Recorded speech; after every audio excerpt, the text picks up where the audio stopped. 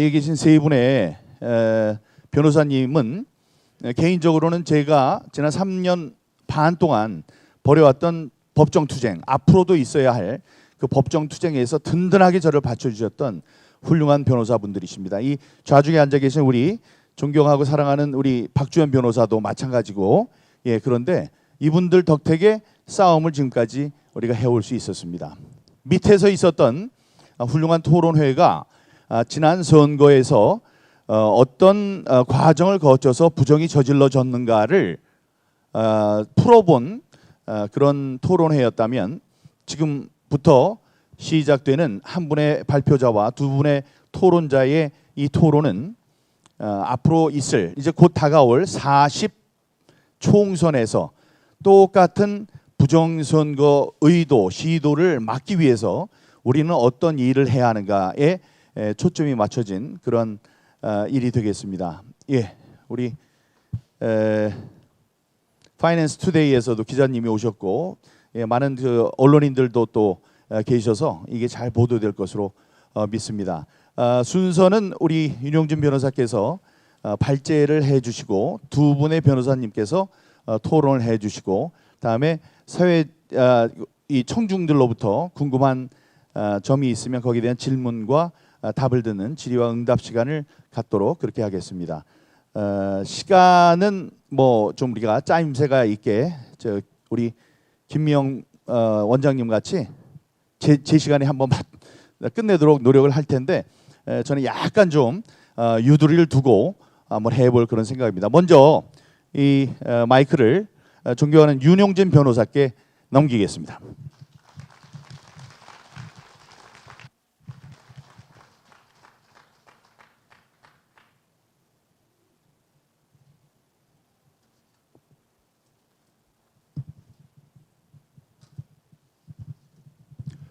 자유 대한민국을 사랑하는 윤용진 변호사 출석했습니다.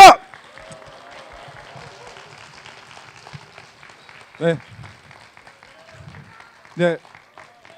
이 말은 제가 아시는 분 아시겠지만, 지난 최종 대법원 선고기 이래 제가 대법관 앞에서 서서 이렇게 소리를 쳤습니다.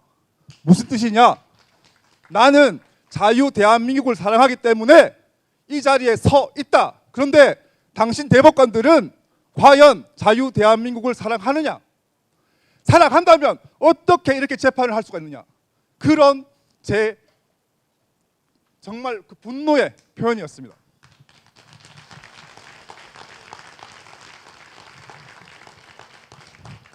그때 또 많은 또 애국시민들께서 같이 또 분노를 표해주시고 했기 때문에, 죄를 지은 사람들은 언젠가는 반드시 벌을 받게 될 것이다, 그렇게 믿고 있습니다. 그래서 오늘 제가 이렇게 또 이런 막중한 자리에 또 이런 기회를 주셔서 영광이고 또 감사의 말씀을 드립니다. 지금 오늘 제가 말씀드릴 주제는 내년 총선 부정선거 방지 대책과 전망이라는 주제고, 부제는 제가 이제 이렇게 달아보겠습니다. 뭐냐면 희망주의, 패배주의를 넘어선 희망주의. 희망주의가 뭐냐? 비관주의도 아니고 낙관주의도 아닌, 현실은 냉철하게 분석하되 그 안에서 어떤 희망을 보고, 그 희망을 바탕으로 우리가 할 수 있는 모든 것을 다해서 이 총성 없는 전쟁을 반드시 이겨야 한다. 그런 것을 저는 희망주의라고 저는 명명을 하고, 우리가 지금 품어야 할 것은 바로 이 희망주의를 가지고 간절한 마음으로 우리가 지금 바로 할 수 있는 일들을 하나하나 해나가는 것. 그렇게 한다면 안 될 것 같은 일도 되는, 기적도 만들 수 있다라고 저는 믿습니다. 믿고, 왜? 제가 살면서 그런 경험들을 많이 해왔기 때문에 제가 자신 있게 말씀드리는 것입니다. 왜 그러냐면, 지금 제가 조금 우려되는 부분이 있는데, 뭐냐면 지금 최근에 이제 국정원 발표 이후에 이제 어떤 바로 어떤 수사 개시가 있지 않을까라는 많은 분들의 기대가 있었는데 수사가 되지 않고 있다 보니 많은 분들이 분노를 표하시고 분노를 넘어서 가지고 아 이거 이래 가지고는 끝난 거 아니냐, 내년 총선 하나 마나 아니냐, 심지어 대통령도 우리 편 아니네 이렇게까지 하시면서 패배주의를 품는 분들이 계시고 그 패배주의를 전파시킨다는 말입니다. 패배주의의 결과는 패배입니다. 100%입니다. 희망을 품는다고 해서 100% 이기는 건 아니지만 패배주의의 결과는 100% 패배입니다. 그래서 저는 희망을 품어야 된다라는 그런 전제에서 오늘 이 말씀을 드리는 것이고, 여러분 우리의 궁극적인 목표는 무엇입니까? 부정선거를 영원히 뿌리 뽑는 것이죠. 그럼 잠정적인 목표는 뭐겠습니까? 당면한 잠정적인 목표는 그렇죠. 내년 다가온 총선에서 일단 승리하는 것이죠. 이 두 가지를 조금 잘 분류를 해서 잘 구분을 해야 되겠다. 왜냐하면 이 총선 수사를 당장 개시하지 않으면은 내년 총선은 보나 마나 지는 것이다, 대패하는 것이다. 그러니 끝났다. 이렇게 극단적인 말씀을 하시는 분들이 계셔서 좀 안타깝다. 그런 말씀을 들으면 힘이 빠져요. 저마저도 힘이 빠집니다. 우리가 뭐든 해야 되는데 패배 이미 끝났대요. 그러면은 할 이유가 없지 않습니까? 그런 패배주의를 경계해야 된다. 제가 만일 적군의 전략가라면 우리 내부에 패배주의를 전파시킬 것 같습니다. 아, 야, 니들 수사 안 하잖아. 그럼 이제 끝났어. 뭐 다 하지 마. 뭐 투개표 개혁 하지 마. 의미 없어. 이렇게 패배주의를 전파시킬 것 같다라는 겁니다. 그러니까 이제 이래서 우리는 이 전쟁을 승리하기 위해서 그런 심리전에서 절대로 말리면 안 되겠다라는 부분입니다. 그래서 제가 이제 본론으로 들어가 보겠습니다. 지금 그 부정선거 방지 대책의 준비 현황에 대해서 이제 말씀을 드릴 텐데, 첫 번째 다들 아시다시피 국정원의 해킹 점검 발표의 의미와 효과, 여러분 어떻게 생각하십니까? 국정원 해킹 발표? 저는 이런 해킹 발표가 있을 거라는 솔직히 예상을 못했습니다. 왜냐하면은 그 내용이 사실상 4.15는 부정선거가 맞다라는 거를 사실상 인정하는 거였기 때문에 굉장히 큰 파급 효과가 굉장히 컸습니다. 박주현 변호사와 제가 하는 말이 그 전과 후가 너무 다르다. 심지어 법정의 판사님들도 이제는, 그전에는 부정선거는 무슨 지금이 60년대냐 이런 인식이었다가 해킹 발표 이후에는 당신들의 말이 맞을 수도 있겠다라는 인식을 보여주고 계시고, 국회의원님들도 그렇고 인식이 확 바뀌었습니다. 이게 얼마나 큰 획기적인 변화입니까? 국민들을 설득하기에 너무 좋아졌습니다. 그래서 그 이후에 이제 진행되는 상황이 뭐냐면은 국힘당에서 공정선거 특위를 이제 마련해가지고 운영하고 있지 않습니까? 그래서 이렇게 뭐 삐딱하게 보시는 분들은 저거 뭐 그냥 하는 척하는 거, 형식적으로 하는 거 아닐까라고 보실 수도 있겠지만, 그 내막을 아시는 분들은 그렇게 보지 않습니다. 왜냐하면은 이분들이 예전에는 저희가 말을 해도 전혀 들으려고 하지 않았습니다. 전혀. 그런데 지금은 먼저 귀를 열고 먼저 아이디어를 달라라고 하실 정도로 많이 바뀌었다는 겁니다. 그래서 저희가 우리 자유변협, 도태호 변호사님 회장으로 있고 우리 박주현 변호사와 제가 부회장으로 있는 우리 자유변협이 최근 몇 달간 최대로 많이 공을 들여온 게 뭐였냐면은, 일단은 내년 총선을 이겨야겠는데 법을 당장 바꿀 수는 없으니 현행법 하에서 조금 완벽하진 않더라도 그 가능성을 확 낮출 수 있는, 부정선거의 가능성을 낮출 수 있는 방안이 무엇일까? 그거를 저희가 계속 매일매일 같이 토론을 하고 연구를 하고 했습니다. 그 결과를 저희가 또 전국 변호사 54인 성명서 발표를 했고, 언론에 보도도 되었고 그런 내용들입니다. 그래서 먼저 이게 그 투개표 실무 관련 방안인데요. 여기 지금 제가 한 11가지 저희가 발표한 성명서에 나와 있는데 여기 오신 분들 중에서 대부분은 이 내용들은 대부분 한 70% 정도는 이미 알고 계실 겁니다. 이미 나오던 내용들이고 예를 들어서 QR코드 사용 금지, 행랑 사용 금지. 행랑 그것도 정말 수상합니다. 거기 손가락을 내어본 게 저예요. 너무 수상한 거예요. 아니 다른 투표함은 그대로인데 왜 굳이 저것만 행랑일까? 아니 그게 쑥 빠지니까는 그걸 보던 시민들이 깜짝 놀라는 거예요. 그걸 모르시고 계시다가 아니 저게 뭐냐고 저기에 어떻게 내 표가 들어가 있냐고 빼내고 싶다고 하시더라고요. 대구에서. 그럴 정도로 누가 봐도 이거 수상하다. 그래서 제가 저거 어떻게 누르면 빠질 것 같은데 싶어가지고 제가 그거를 검증할 때 제가 이렇게 플라스틱 상단 통하고 이 행랑천 사이에 혹시 본드로 접착이 돼 있나 싶어서 손가락을 넣어봤습니다. 그랬더니 이게 이제 연성 플라스틱이다 보니까 손가락이 들어가더라고 이렇게. 위에 또 뭐 버튼들이 많이 있는데 뭘 어떻게 하면 빠질 것 같아요. 그런데 짧은 시간에 제가 그거를 그 비밀을 풀어내지는 못했는데 이 부분은 차후에라도 한번 진짜 살펴봐야 된다라는 부분이고 나머지 부분들은 이렇게 이미 아시는 내용들은 간단하게 말씀을 드리겠습니다. 다들 아시겠지만 특수봉인지 이 가짜 봉인지죠. 가짜 봉인지라는 게 동영상을 나와 있지 않습니까? 부산에 계시는 또 우리 모 애국자분께서 그 동영상을 직접 시연하는 동영상을 촬영을 하셨고 그게 외덕 카르텔에도 들어가 있지 않습니까? 그래서 그거 말도 안 되는 그런 눈속임을 하고 있다라는 부분. 그래서 이거는 잔류형 뜯으면 흔적이 남는 잔류형으로 돌아가야 된다라는 그런 부분이고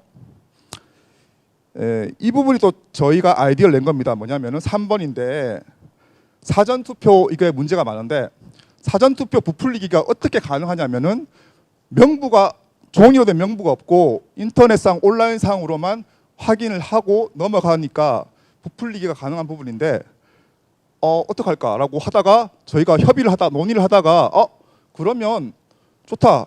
온라인 인터넷으로 확인을 한 다음에 간단하게 자필 서명하면 되지 않을까? 간단한 수기 명부를 만들면 되지 않을까? 그게 법상으로 가능하지 않을까라고 저희가 확인해 본 결과 법상으로 충분히 가능하다라는 결론을 얻었습니다. 그래서 사전투표하러 가서 본인 확인하고 간단하게 이름, 주소 적으라는 거죠. 그렇게 되면 일단 투표한 사람들이 기록이 남기 때문에 어떤 온라인 조작에도 제약이 걸릴 것이다 라는 거를 저희가 아이디어를 내서 이거 제시를 해드리고 있습니다. 국힘당에도 제시하고 있고요. 그 다음에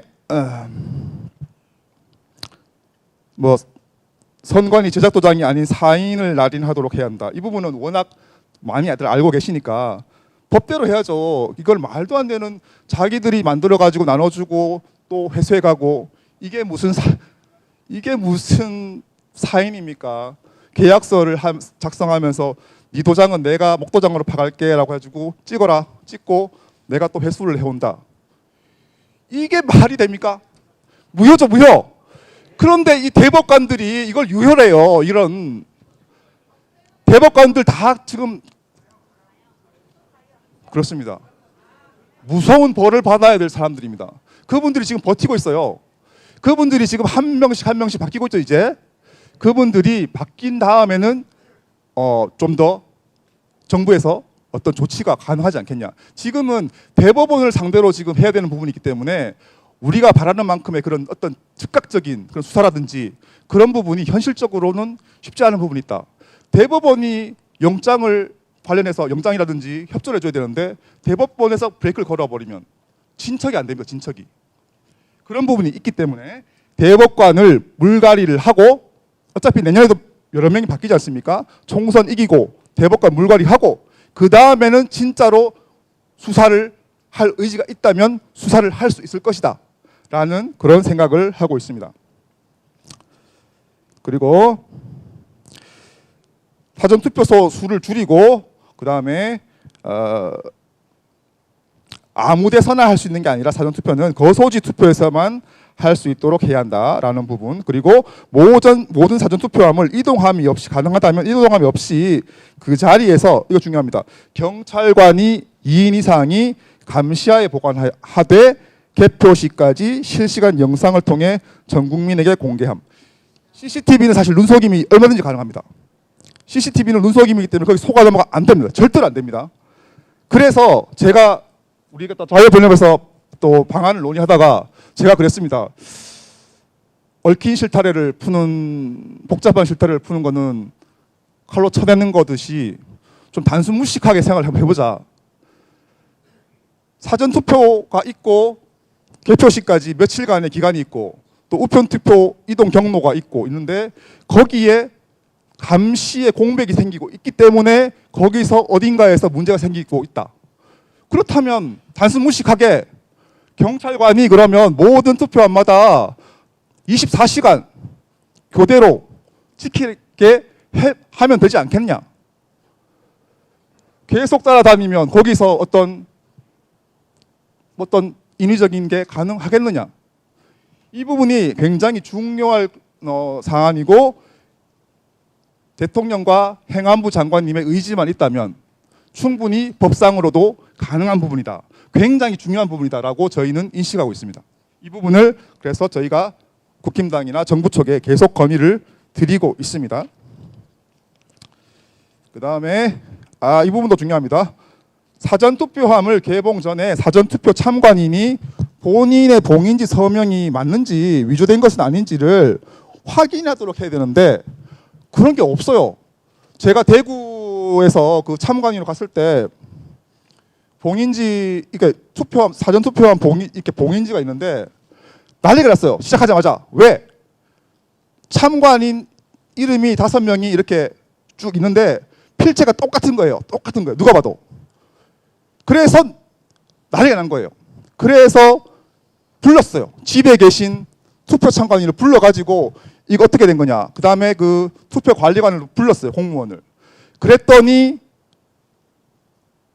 참관인의 서명이 아닌 게 맞고 그 투표 관리관이 자기 직원한테 적어라. 여직원한테. 본인이 적었다는 거 5명을. 이런 말도 안 되는 짓을 벌이고 그 시간 관계상 그랬답니다. 그렇게 해도 되는 줄 알고. 이런 말도 안 되는 현실이 지금 있다는 거예요.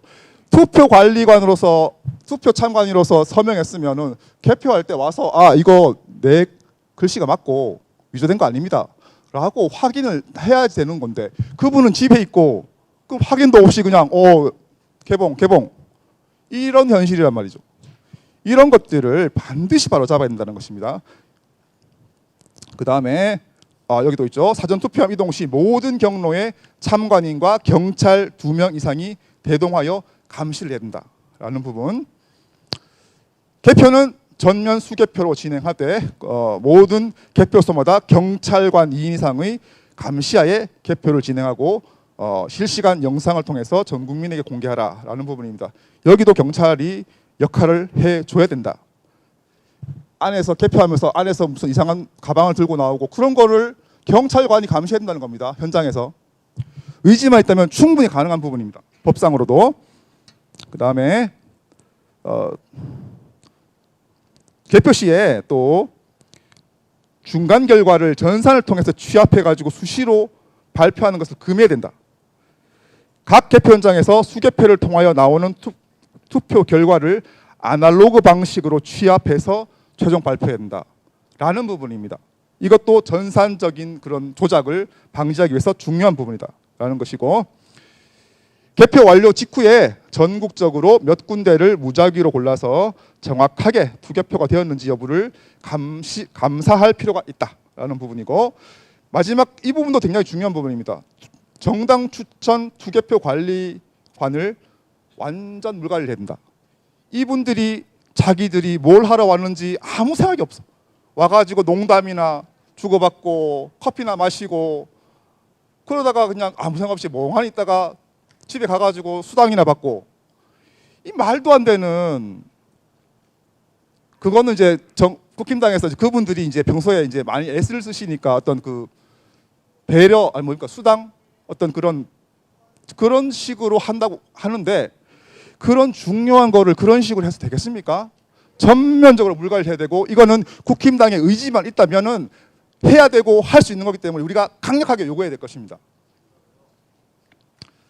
그리고 이제 대국민 홍보 방안에 대해서 말씀을 드리겠습니다. 그저께 이틀 전인가 저 대구에서 웨더 카르텔을 상영회를 했습니다.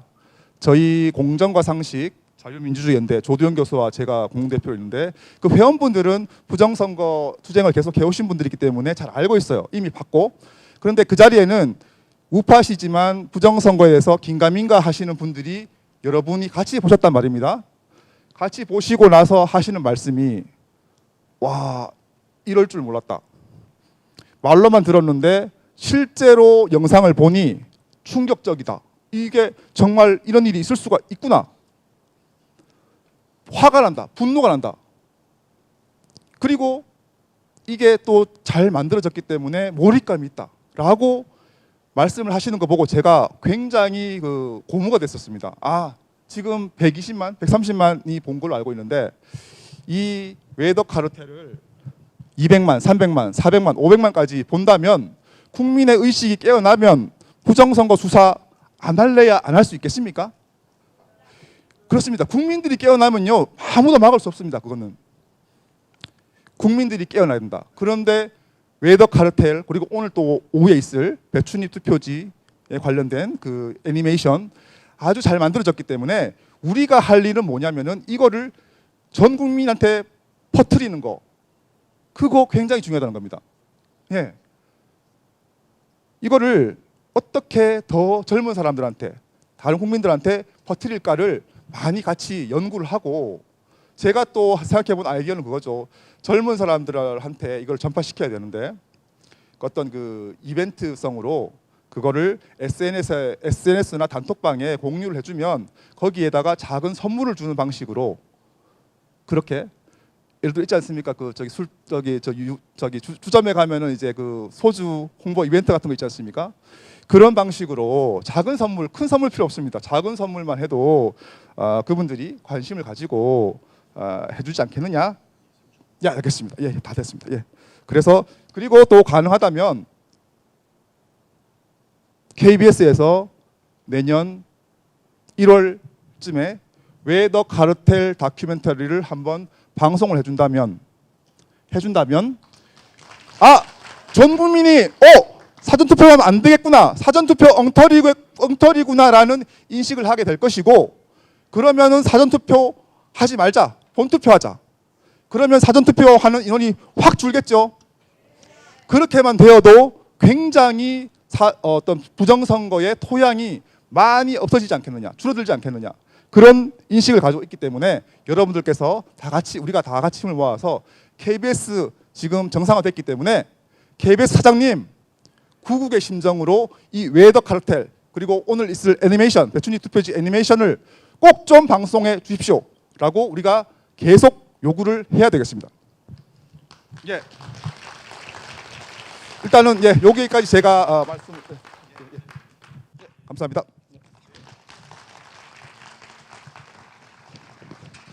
감사합니다. 우리 윤용진 변호사께 다시 한번 큰 박수 부탁드리겠습니다. 여러 말씀 해주셨고 훌륭한 말씀 감사합니다. 근데 여기 지금 이제 오신 분들이 너무나 훌륭한 분들이 앉아 있으니까 눈에 띄어서 제가 순서가 좀 달리 됐는지 모르겠습니다만 몇 분을 좀 소개해 올리도록 하겠습니다. 여러분 잘 아시는 이봉규 TV의 이봉규 대표님과 사모님이 오셨습니다. 박수 부탁드립니다. 예, 대표님께서는 조금 있다가 이 토론 앞서서 하는 게 좋을 것 같습니다. 제 생각엔 그 부정선거에 대해서 깊은 생각 많이 해오셨으니까 거기에 대한 고견을 좀 나눠주시길 바라고요. 다음에 ROTC 전 회장님, 애국동지회 회장님 김재수 회장님 나와 계십니다. 예. 네, 존경하는 우리 허병기 교수님 나오셨습니다. 역시 존경하는 우리 맹주성 교수님 가운데 앉아 계십니다. 우리 사랑하는 박주연 변호사 나와 있습니다. 똑똑한 교수님, 존경하는 위금숙 교수 오셨습니다. 포항에서부터 오셨군요. 우리 박석순 회장님. 예, 이분을 따로 불러서 1시간 동안 강의를 들어도 좋을 훌륭한 애국인이십니다. 다음에 이병화 대사님, 돌들이 일어나 소리치리라 하고 저를 채찍질해 주신. 다음에 제가 성함을 잊었는데 그 옆에 계신 대사님 한 분이 더 계십니다. 성함? 권용진. 권영재 대사님도 오셨습니다. 여러분 감사합니다. 제가 순서를 놓쳤지만 제가 또 눈에 띄는 분들 제가 발견하지 못해서 인사 못 드리는 분들이 계실 것 같습니다. 여기 드보라 TV의 드보라염 대표님 나오셨네요. 국바연 공동 대표님이십니다. 네, 감사합니다. 예, 그러면 우리 이봉규 대표님을 모셔서 지금 이 부정선거 3년 6개월 동안 3년 반 동안 저와 함께 해주시고 채찍질 해주신 정말 훌륭한 애국자십니다. 이 부정선거를 막을 방법 혹은 지금까지 전개되고 있는 상황 관련된 좋은 말씀 듣도록 하겠습니다. 큰 박수로 맞아주시기 바랍니다.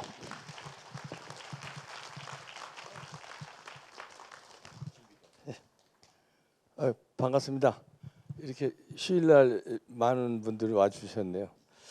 여러분들이 있으니까 부정선거는 밝혀질 겁니다. 포기 안 하실 거죠? 죽어도 포기 안 하실 거죠? 왜 여러분들이 포기하셔도 증거가 살아있기 때문에 포기가 안 됩니다. 웨더 카르텔이 있고 그다음에 여기도 유튜브 몇 분 나와 계신데 유튜브에서 3년 반 동안에 너무나 많은 증거가 방송이 됐어요. 쟤네들은 음모론이라고 그러는데 음모론이라는 얘기는 유튜브 시작할 때부터 유튜버들을 음모론자라고 그랬습니다. 종편에서 또 공중파 우리 민경욱 대표가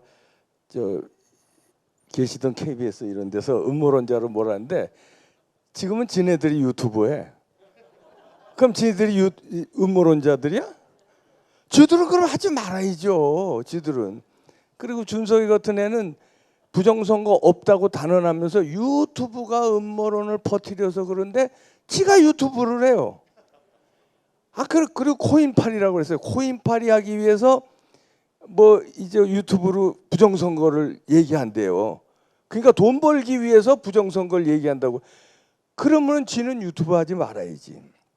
다 유튜브 하잖아요. 지금 뉴미디어 시대인데 뉴미디어가 결정적인 역할을 할 겁니다.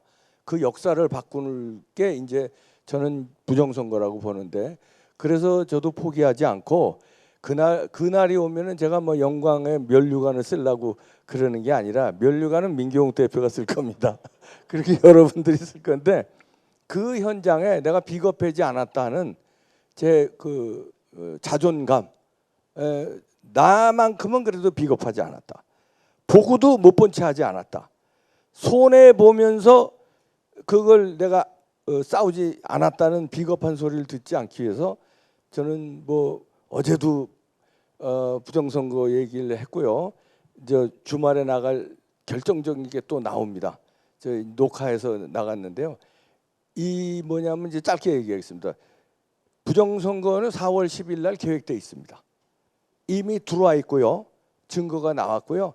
미루 시스템스 계약을 또 했습니다. 야, 이놈들이요. 이제 죽기 살기로 부정선거 하는 거. 왜 안 하면은 자기들이 다 감옥 가야 되니까 4월 10일 날 마지막으로 해치우고 대한민국 판 끝내겠다. 이렇게 다 지금 계획이 돼서 미루 시스템스하고 또 계약을 했어요.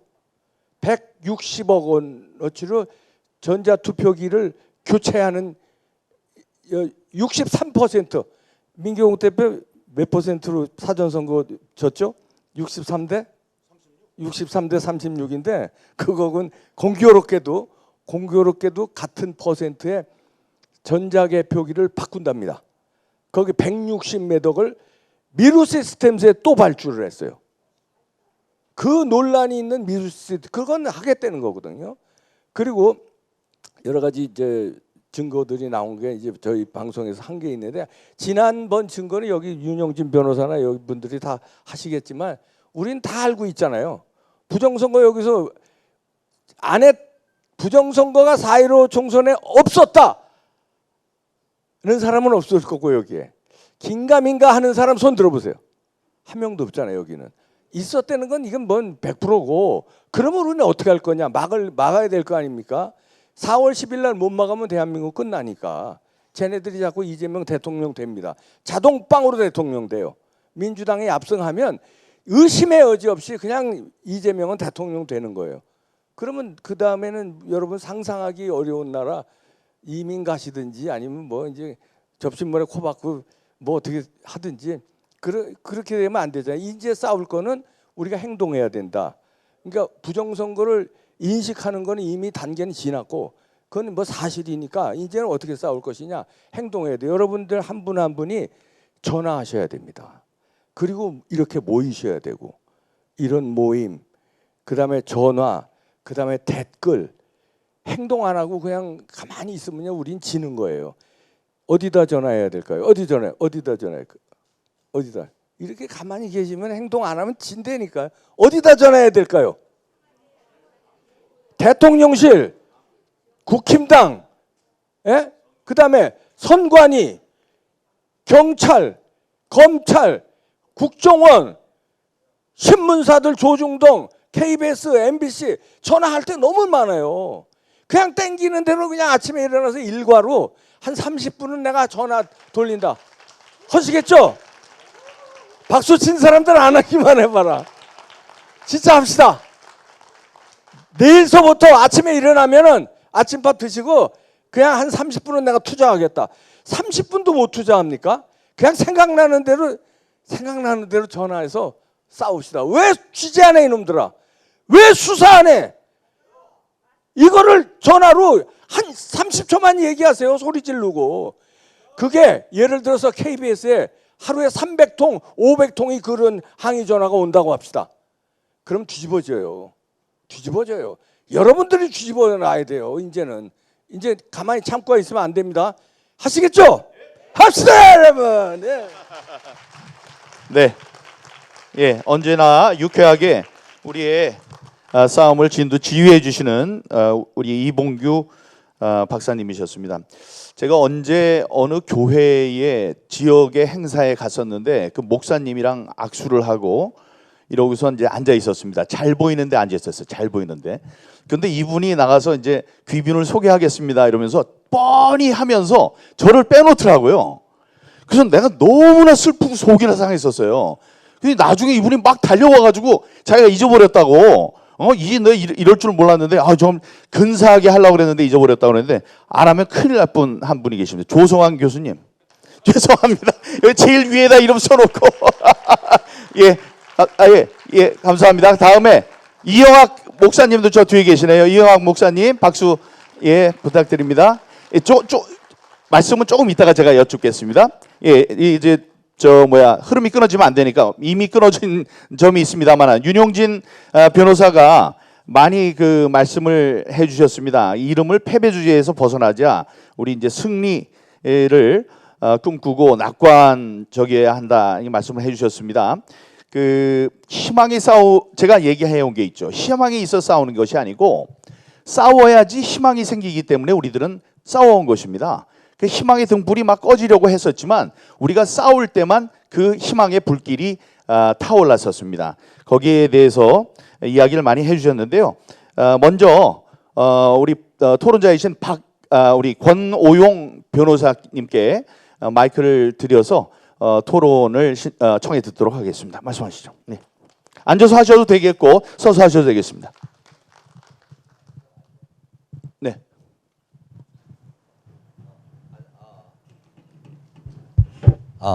네, 안녕하십니까. 저 권오용 변호사입니다.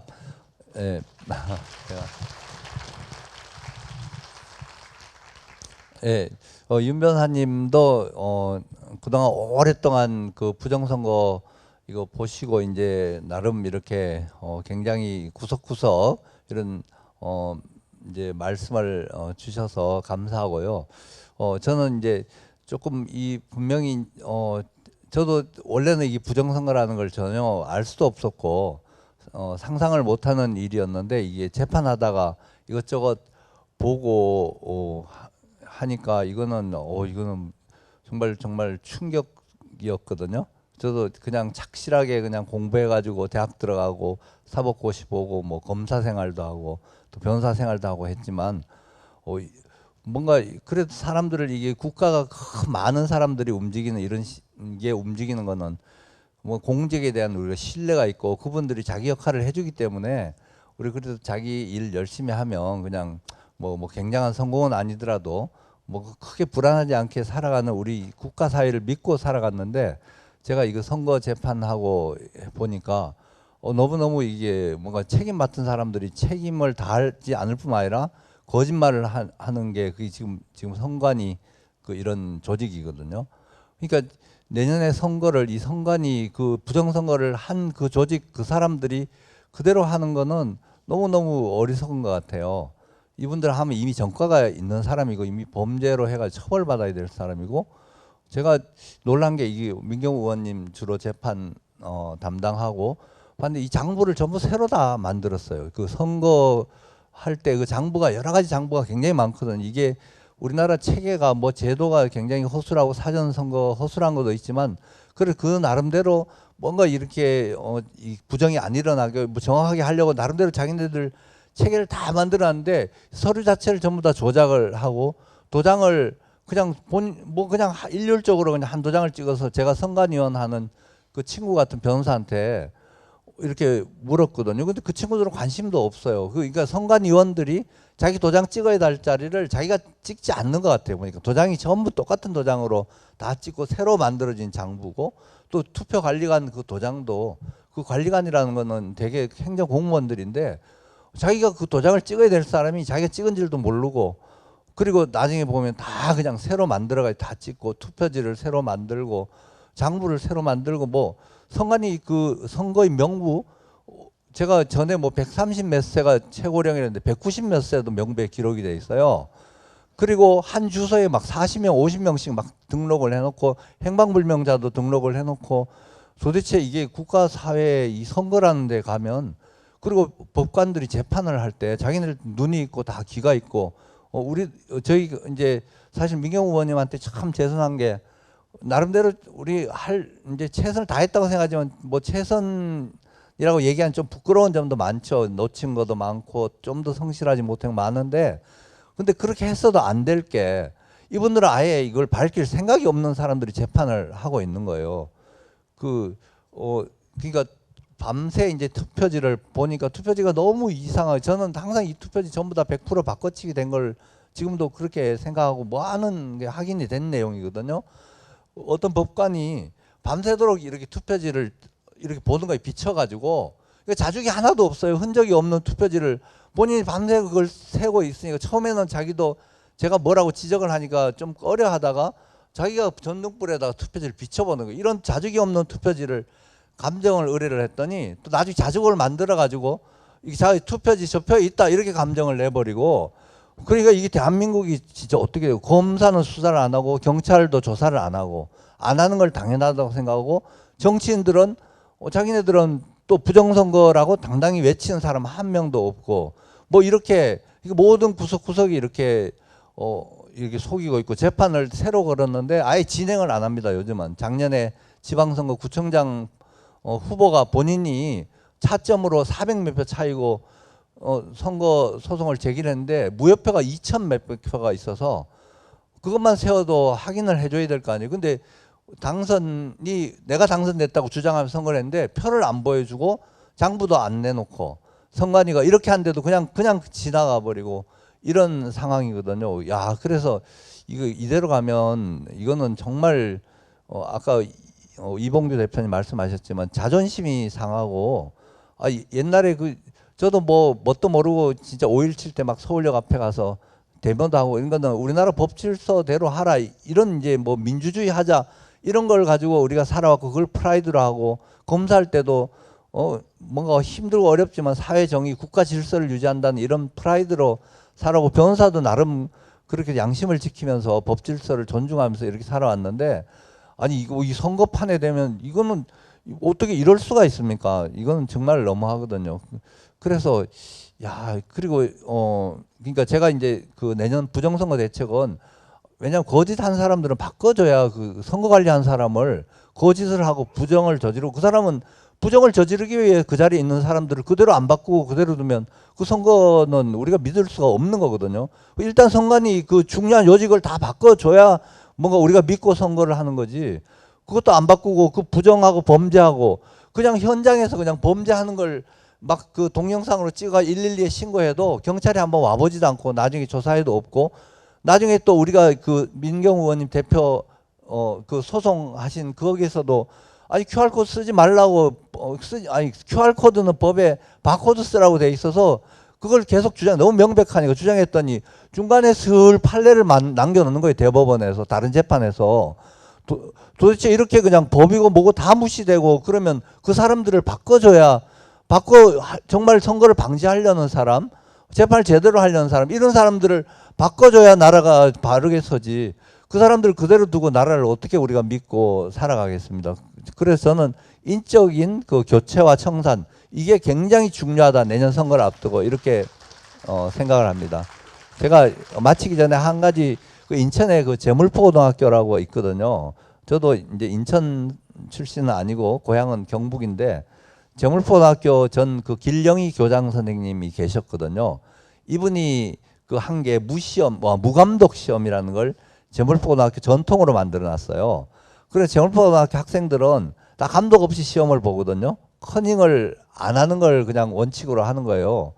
아니 그런 그 아이들이 그 하는 그런 정직성 이것들을 이 어른들도 해야 되고 더군다나 국가의 지도자들은 당연히 정직하게 해야 되거든요. 근데 거짓말을 하고 거짓말이 일어났는데도 눈 감고 불법과 범죄가 일어났는데도 눈 감고 모르는 체하고 이렇게 돼서는 안 될 것 같습니다. 이런 것들은 사실 전체 사회 윤리적인 문제고 이런 점들을 우리가 정말 다시 한번 되새겨 가지고 우리나라가 정말 좀 이렇게 다시 자랑스러움이 회복됐으면 하는 기대를 바라면서 마치겠습니다. 네.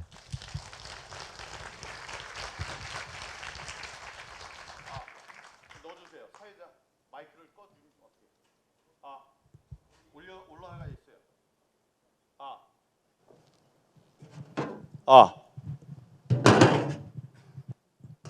네. 인적 청산을 가장 중요한 요소로 부정선거를 막기 위한 중요한 요소로 말씀해 주셨습니다. 아까 우리 윤영진 발표해 주신 주제 발표해 주신 윤영진 변호사께서 국정원 발표 이후에 검찰과 경찰의 부정선거에 대한 수사가 곧바로 시작될 것으로 기대했던 많은 사람들이 이제 기대를 하다가 지금 있는 그 대통령에 대한 미움까지 실망을 넘어서 미움까지 이제 드러나고 있다 이런 간단한 언급을 해주셨는데 그와 관련해서 제가 요즘에 듣게 된 윤석열 대통령과 한동훈 법무부 장관의 우리가 들어보면 이제 좋을 여러 가지 직접적인 반응들을 제가 들은 것들이 있습니다. 그러니까 예를 들어 대통령의 친구분 중에 한 분은 이 대통령 윤석열 대통령이 부정선거에 대해서 잘 알고 있고 굉장히 분노하고 있다. 또 선관위에 사무총장을 보낸 것, 또 국정원으로 하여금 선관위 보안 점검을 하도록 한 것 모두 대통령의 지시였다. 그다음에 강서구청장 선거는 국정원 조사 이후에도 저들이 어떻게 하나 한번 보기 위해서 두고 본 것이다. 이런 이야기를 전해왔습니다. 우리가 믿을 수 있는 소식통이라고 제가 이야기할 수 있는 그런 분으로부터 들은 이야기고요. 그다음에 또 이런 이야기도 있었다고 해요. 지난 대선에서 자기가 10% 이상 이겼어야 당연한 일인데 0.73% 차이로 이겼다는 것은 지난 선거가 이상한 투표였다는 것을 이야기해 준다. 이런 얘기도 직접적인 코트로 제가 전해 들었고요. 이 한동훈 장관에 대해서는 법무장관에 대해서는 이 우연한 기회에 그분과 가까운 분이 부정선거와 관련된 다큐멘터리를 USB에 담아서 전달을 했을 때 굉장히 반가운 얼굴로 그런 관계여서 인사를 하고 그랬었는데 다른 자료를 또 담아서 다른 다큐멘터리, 다른 유튜브 영상을 담아서 두 번째 만났을 때는 반갑게 대하질 않았다. 전처럼 반갑게 대하질 않고 떨떠름한 표정으로 그 자리를 빨리 피하고 싶은 눈치였다. 이렇게 얘기를 합니다. 그러니까 제가 알기로는 3가지의 USB가 다큐멘터리를 포함해서 각종 자료를 잡은 USB가 전달이 됐는데 한동훈 장관한테 전달이 됐는데 처음 말고 그 뭐 두세 번이 계속 됐을 때는 얼굴에 짜증이 있는 그런 반응을 보였다고 해요. 이 표정 변화라는 게 굉장히 미묘하지만 많은 이야기를 해줄 수 있거든요. 이런 것을 우리가 어떻게 받아들여야 될지 어떻게 중요한 영향을 이 판세에 지금 미치고 있는 것인지에 대해서 우리가 한번 또 생각해 볼 만한데요. 일단 다음 토론자인 우리 도태우 변호사께 마이크를 넘겨서 오늘 윤영진 변호사의 발표 내용과 관련한 토론을 듣도록 하겠습니다. 안녕하십니까. 도태우입니다. 제가 조금 앉아서 하는 것이 조금 나을 것 같으니까 앉아서 진행하도록 하겠습니다. 제가 4.15 3년 전 거의 얼마 안 지나서 은평 제1교회로 기억하는데 거기서 그 성전에서 이렇게 부정선거와 관련된 그때도 아마 법치와 자유민주주의 연대가 관련되어 있었던 모임인 것 같은데 참 하나의 계기가 되었던 것 같습니다. 생각해 보면은 당시 모여주신 분들이 그 당시로서는 너무 엄청난 일이 일어나서 다들 굉장히 정말 망연자실하고 있을 때였는데 그때 이 성전에서 그 모임 후에 돌이켜 보면은 참 기적적인 역사들이 이렇게 전개되어 왔고 그리고 오늘 이제 다시 또 시티 미션 교회에서 그 소중한 이 성전에서 또 이렇게 우리 모임을 갖게 되었는데 아마 이것이 새로운 하나의 계기가 되어서 반드시 제2의 그 도약으로 열리지 않을까 저는 또 지난 경험을 또 우리가 볼 때 믿고 간절히 또 그렇게 되기를 소망하고 기도드리는 마음입니다.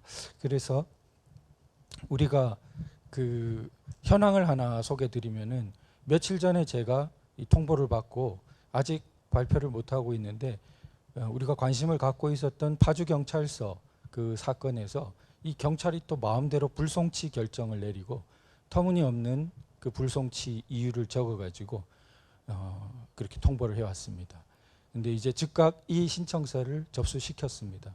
이제 요즘 제도는 경찰이 불송치 결정을 하면은 고발인이나 대리인 이제 이 신청을 하면은 그것이 검사가 이렇게 다시 한번 들여다보는 그러한 부분이 됩니다. 보안 수사를 또 한번 지시하게 될지 아니면은 불송치 그 경찰의 결정을 그냥 막 받아들이는 방향이 될지 이런 부분이 이제 제도적으로 되어 있는데 우리가 그 먼 파주까지 전국에서 올라와서 시위를 갈 정도로 관심을 가졌었는데 우리가 여러 가지로 이렇게 또 관심이 좀 느슨해진 틈을 타서 그 파주 경찰서가 또 이런 좀 그 나쁜 결정문 이유를 보면 굉장히 그 참 말 안 되는 게 많은데 그렇게 내렸습니다.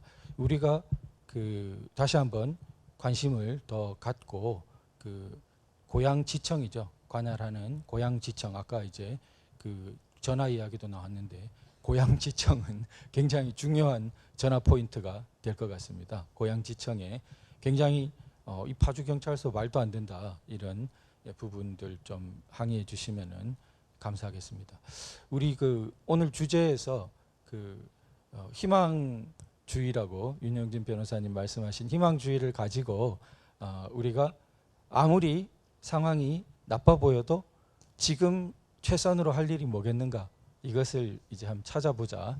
그리고 그 속에서 다시 한번 또 나아가 보자. 그런데 사실 아무리 상황이 나빠 보여도 그러는 것이 3년 전에 하고 지금하고는 상황이 좋아졌습니까? 나빠졌습니까? 좋아졌죠. 예. 3년 전에 정말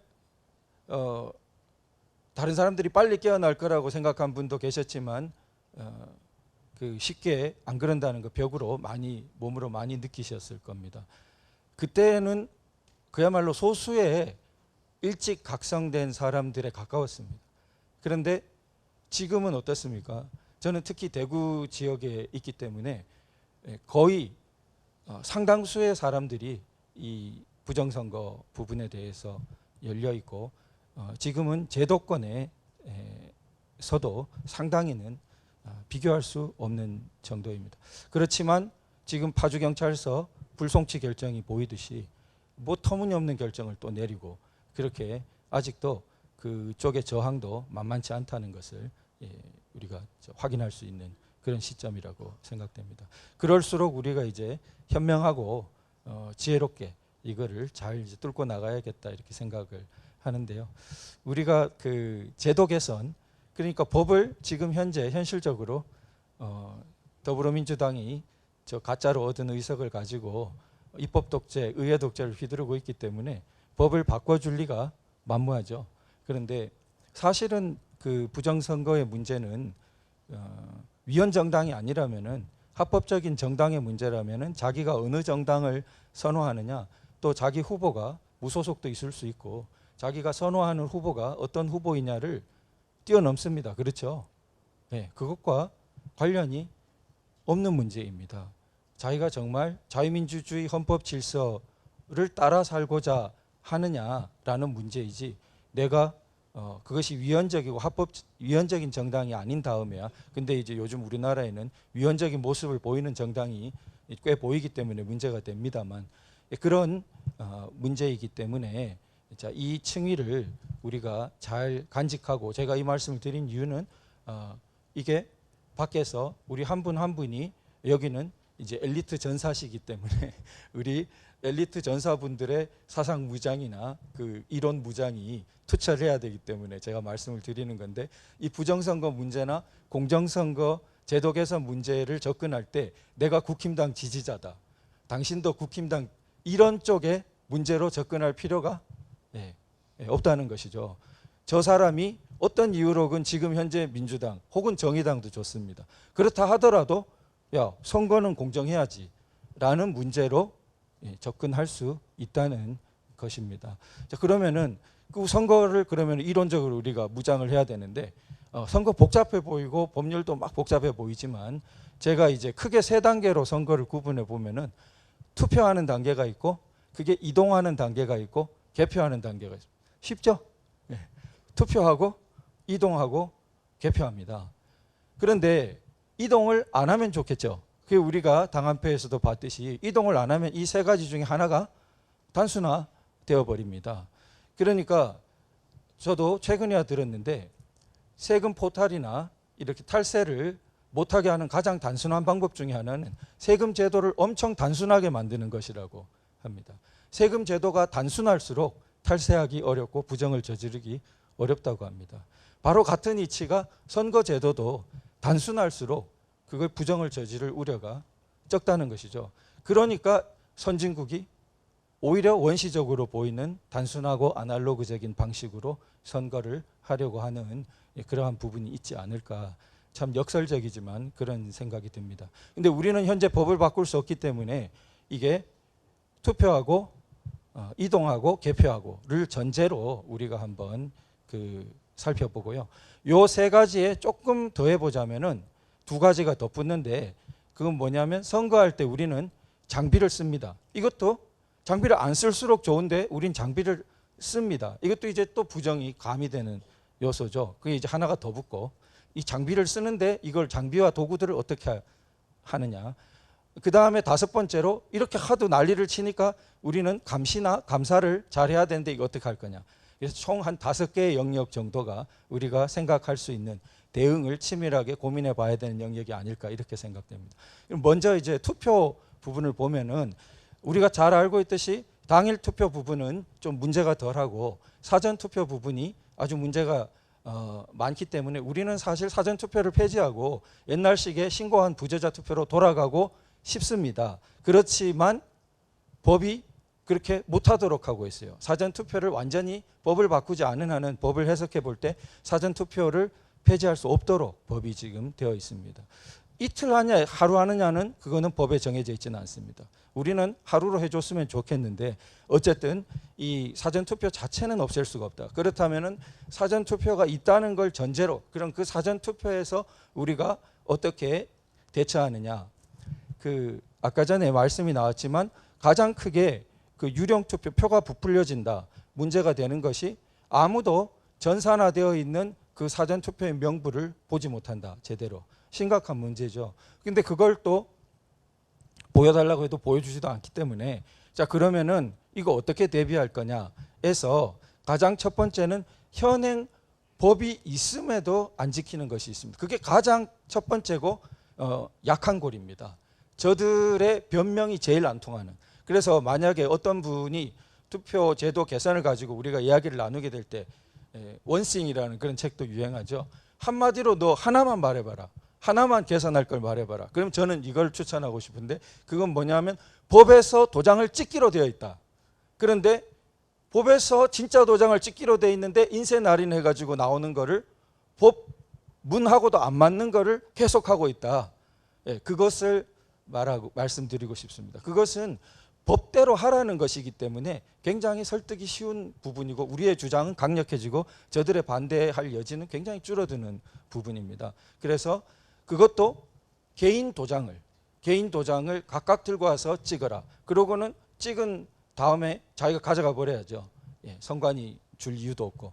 자, 그 다음에 자 그러면은 개인 도장을 찍고 그거를 제가 생각해 보면은 두 번째로는 명부가 없다는 것이 굉장히 큰 문제이기 때문에 온 사람대로 자기 이름 적고 주소 상세 주소 아니라도 좋으니까 돈까지 정도 적고 그 다음에 생년월일 적고 이 정도는 뭐 개인정보 그런 부분에서 조금 감내해야 될 부분이죠. 선거제도가 워낙 중요한 부분이니까 그렇게 해서 즉석에서 오프라인 명부들을 만들어 가도록 하면 상당히 그 조작에 압력이 될 것이다. 그리고 더하여 그 즉석 그 명부에다가 도장을 찍도록 하면은 투표지에도 찍혀 있고 즉석 오프라인 명부에도 투표관리관의 개인 도장이 찍혀 있고 이거 위조하려는 사람들은 이중으로 어렵지 않겠습니까? 그러니까 그런 부분이 그 현실적으로 우리가 그 투표 사전 투표 과정에서 가장 이렇게 그 제시할 수 있는 뭐 거기서 마찬가지 이슈입니다. 좀 더 나가면 사전 투표 부분에서도 지금은 이렇게 가위로 오리는 일련 번호가 없는데 그것도 가위로 오리게 한다든지 여러 가지 덧붙을 수 있습니다. 자, 그다음에 그 개표를 가보죠. 개표는 이제 맹주성 교수님과 우리 허병기 교수님처럼 전산 조작, 디지털 조작을 그 우려하시고 분석하신 분들이 아주 강조하시는 부분입니다.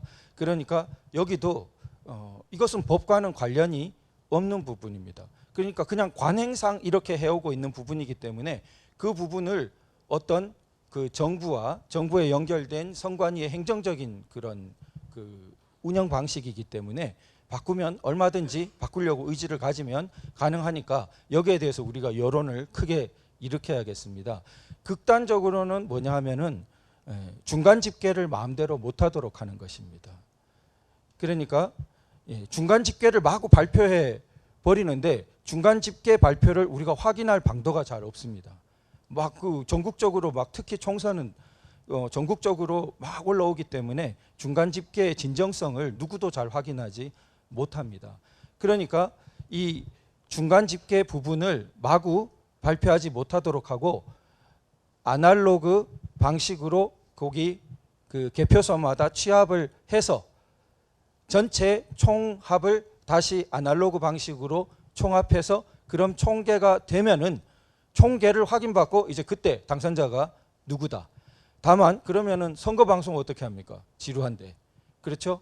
그 선거 방송은 제가 볼 때 각 개표소 현장을 다니면서 막 찍으면 되지 않습니까?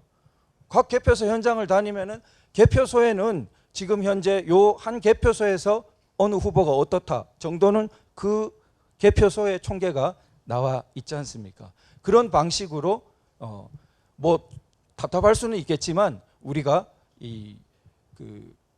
우리 입장에서 공정성을 생각해 본다면은 그런 부분입니다. 그러면은 그 부분을 완화한다면은 우리 말대로 안 들어줄 여지가 크죠. 그럼 완화되어 가더라도 원칙이 있어야 거기서 우리가 조금씩 양보를 할 거 아닙니까? 원칙은 중간 집계를 일체 발표하지 않고 전부 아날로그 방식으로 취합해서 마지막에 아날로그로 취합된 것을 발표할 것. 이것이 우리가 주장하는 개표의 공정, 지금 현재도 아래에서 개표의 공정성을 가지는 부분이 아닐까 그렇게 생각됩니다.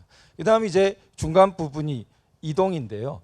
이동 부분 정말 문제가 많고 너무나 긴 기간 보관되고 이동 경로 관내 그 사전 투표, 우편 투표는 정말 말도 안 되는 이동 경로를 가지고 이렇게 되고 있습니다.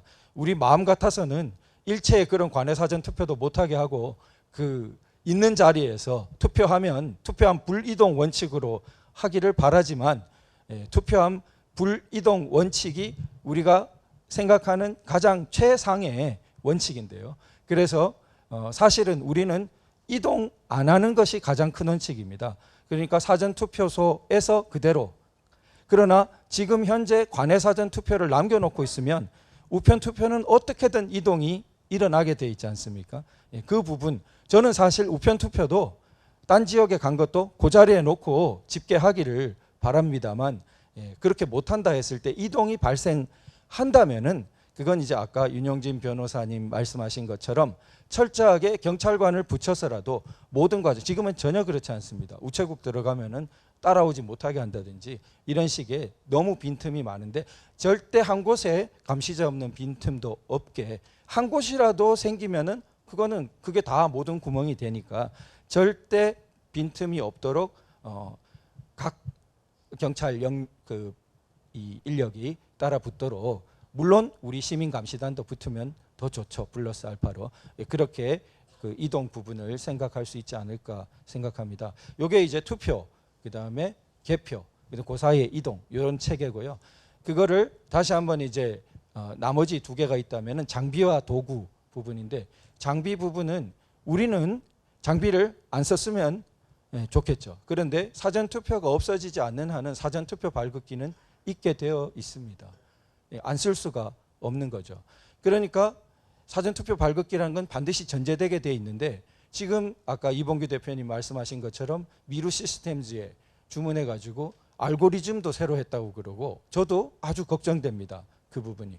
그런데 이런 부분을 지금은 이제 얼렁뚱땅 넘어가려고 하고 있는데 구주화 변호사가 소중하게 잘 밝혀 정보공개 시스템 해서 밝혀낸 거로 보이는데 그거를 우리가 이제는 알았으니까 이 새로 제작된 그 사전투표 발급기 그리고 그 알고리즘에 대해서 철저한 우리 공적인 이 대비가 감시와 검증과 이런 부분이 돼야 되지 않는가 생각됩니다. 우리가 강력하게 요구해야 될 것 같고요. 그 다음에 우리 도구에서 전자개표기는 우리는 사용하지 않으면 좋겠는데 지금 그 부분은 여러 가지로 이제 좀 그 논란이 많이 되어서 국힘에서도 제일 관심을 갖고 선관위도 지나온 거를 수개표로 확인한다는 그런 발표가 나온 것으로 압니다. 자, 그 다음에 그 도구 부분에서는 아까 이제 봉인지가 나왔는데 봉인지와 봉인 테이프 등 그 투표지 관리 이게 모두 이제 도구 부분인데 오프라인 투표지 전체 이런 도구 관리 부분이 정말 엄청나게 그 허술하다는 것이 선거 소송에서 나왔습니다. 장부가 없습니다. 그러니까 아니 이런 중요한 것들이 수량이 얼마가 들어와서 엄격하게 딱 되어 가지고 나가야 될 텐데 장부도 없이 하고 있더라는 거예요. 그러니까 말도 안 되는 거죠. 그래서 그런 엄격한 그 장부와 이 확인 도장을 통한 수량 관리 그리고 그 다음에 그 우리 봉인지 경우에도 사실은 잔류형 떼면 이게 흔적이 남는 것을 우리는 더 선호하는데 지금은 비잔류형으로 때도 흔적이 안 남는 걸 쓰고 있는데 그런 부분 도구들에 대한 심지어는 장부도 없고 그것에 몇 창 나갔는지도 없고 그러니까 그런 부분들 도구에 대한 관리 부분 그 다음은 이제 마지막으로 감시 부분인데 우리 그 허술한 정당 감시원이 아니라 아주 치밀한 시민 감시단이 체계적으로 좀 감시가 돼야 되겠다. 그리고 반드시 감사 부분 마지막으로 선거 제도는 무작위 샘플로 하고 난 다음에 어느 선거든지 그 샘플링 무작위로 해서 랜덤으로 몇 개소는 철저히 사후 감사를 하는 것을 우리의 제도화하는 것이 이 공정한 선거를 만드는 길이 아닌가 생각되고 이상의 제가 이렇게 말씀드렸던 내용 중에 제가 어느 정당에 편파적이기 때문에 라고 생각되는 것이 있으십니까? 없죠.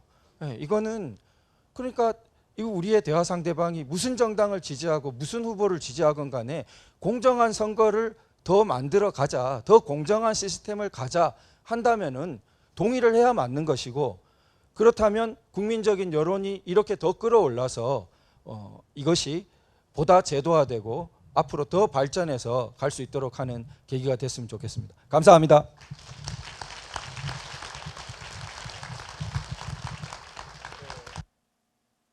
네, 우리가 얘기하는 도중에 아까 한성천 우리 노조위원장님 모셨습니다. 박수 보내주시고요.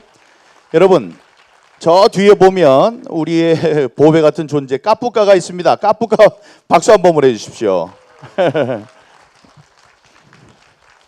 네, 도태우 변호사님 감사합니다. 이게 여러 가지 나쁜 소식에도 불구하고 좋은 소식들도 있어요. 예를 들면 우리는 뭐 정보 분야에 계시는 분들이니까 양지에 나서지 않는 분들인데 김규현 정보 국정원장께서 우리들과 소통이 이제 되는 분이셨습니다.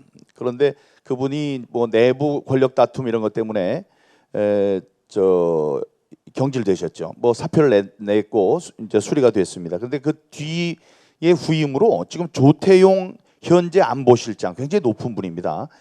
총리급의 그런 분이라고 할 수 있죠. 안보실, 경호실, 그다음에 비서실, 그 3실장이 높은 분들이었는데 그 안보실장을 하시던 분이 국정원으로 가신다는 말씀이 있습니다. 그런데 며칠 전에 제가 사적인 자리에서 이 조태용 실장께서 그 고등학교 후배들을 모아놓고 부정선거에 대해서 질문을 한 적이 있었다. 그 질문을 할 때 옛날 얘기죠. 질문을 할 때 자신은 무언가 좀 걸리는 게 있다. 다른 사람이 아니라고 해도 자기는 생각할 때 이게 좀 부정한 것이 있다는 그런 분위기 속에서 질문을 했었던 것을 기억한다. 그렇게 얘기를 하셨습니다. KBS의 왜 더 카르텔 까뿌까가 만든 우리 훌륭한 두 번째 다큐멘터리죠. 오늘 세 번째 게 동시 상영이 될 거고요. 그런데 그때 만든 왜 더 카르텔을 KBS에서 좀 틀어줬으면 좋겠다. 이런 질문 요구 사항을 1000명이 연명으로 하면 사람들이 들여다보고 답을 해야 됩니다. 근데 1000명은 뭐 우리 순식간에 1000명이 돼서 갔는데 이거는 선거가 가깝고 다음에 남이 만든 다큐멘터리를 KBS에서 틀어준 전례가 없다. 뭐 이런 몇 가지를 들어서 반려를 했습니다. 그러니까 다시 한번 또 그래도 한번 다시 웨더 카르텔을 틀어달라고 두 번째 요청을 했는데 요청한 것도 1000명이 1001명으로 금방 찼어요. 거기에 아주 긴밀하게 관여하는 KBS 간부의 얘기를 이제 듣게 됐는데 그게 사실은 어려울 것 같다. 그러나 이렇게 자꾸 요구를 하는 것은 나쁘지 않다. 이 사내에도 저 다큐멘터리를 만들 수 있는 훌륭한 자원들이 있거든요. 그 사람들이 이거를 자신들의 시각으로 봐서 그 다큐멘터리를 만드는 그런 촉매제도 될 수 있을 것 같다. 그런 답을 받은 바가 있습니다. 그러니 그런 게 이제 좋은 게 되겠고 아까 이 교회 말씀 시티 미션 교회를 말씀해 주셨는데 정말 감사하고요. 이 기독교계의 훌륭한 어르신들이 이 세상에 막힌 곳을 뚫어가고 있습니다. 며칠 뒤에 대형 교회의 훌륭하신 목사님의 또 지도력으로 그분들이 모이셔서 지금 웨더 카르텔 당신의 한 표가 위험하다. 또 지금 오늘 나오는 배투 출비, 배춧잎 투표지 출생의 비밀 이 같은 다큐멘터리를 함께 시청하시기로 했다. 이런 아주 좋은 소식입니다. 박수 한번 보내주시죠. 네, 이 세상이 어렵고 쓰레기통 같을 때 이 길을 열어주시는 우리 기독교의 그 훌륭하신 어른들께 깊이 감사를 드리고 많은 관심을 쏟아주시길 바랍니다. 파주 경찰서가 다시 검찰 불송치하기로 했다는 소식은 참으로 충격적인 소식입니다. 이에 대한 후속 조치는 우리가 긴밀한 의사소통 하에 여러분과 소통하도록 하겠습니다. 아까 아날로그 얘기를 하셨는데 여러분 이걸 하나 좀 생각해 주세요. 우리가 아날로그 다 손으로 세야 된다고 그래요. 손으로 센 다음에 그걸 컴퓨터로 쳐가지고 보내면 다 말짱 헛겁니다. 옛날 우리 87년도에 필리핀에서 부정선거 있을 때도 그때 똑같이 얘기가 나왔어요. 아니 이쪽에 사람이 있고 저쪽에 사람이 있는데 그거를 다르게 할 수 있느냐. 그때 얘기가 여당한테는 7대 0.1.2 곱하기 자동으로 1.2가 더해져서 곱해져서 나가는 거, 야당은 0.8 곱해져서 나가는 거. 컴퓨터 입력하는 순간에 똑같이 여기 나타나는데 그 숫자가 그렇게 되고 수만 군데에서 들어오는 거를 볼 때 하나하나 점검할 수가 없다. 그다음에 권력이 확 바뀌면은 바뀐 대로 끝나버리기 때문에 여기에 대해서 나중에 문제 제기를 해도 소용이 없다. 그럼 어떻게 해야 돼요? 제가 주장하는 게 전화를 하라는 거예요. 전화. 23,232표요. 그럼 저쪽에서도 받고 적는 겁니다. 근데 그 녹음을 한 거예요. 녹음이 되죠, 당연히. 그럼 녹음한 걸 양쪽에서 들으면 그거는 귀로 확인하는 것이기 때문에 이게 뭐 실시간으로 목소리를 변조하는 그 엄청난 기술이 없는 한은 양쪽에서 검사는 가능하다. 이런 말씀이 있었습니다. 우리가 오늘 뭐 시작이 반입니다. 더 얘기하고 싶은 게 많으시겠지만 다음 프로그램이 또 있으니까 여기 또 사회자께서 자리를 계속 하고 계셨는데 우리가 그걸 무시할 수는 없습니다. 이 열기를 그대로 다음 순서로 넘기는 수밖에 없겠네요. 그러니까 아쉬운 분들은 우리가 이제 나가서도 얘기할 수 있고요. 다음에 이 오늘 하루 종일은 엑스포, 부정선거 엑스포로 모든 것을 다 보여주는, 모든 것을 다 함께 토론하는 그런 자리가 마련된 거니까 그렇게 하시고 오늘 지금 이 순서는 여기서 모두 마치도록 하겠습니다. 아쉬운 점이 있지만 여러분 감사합니다. 고생하셨습니다.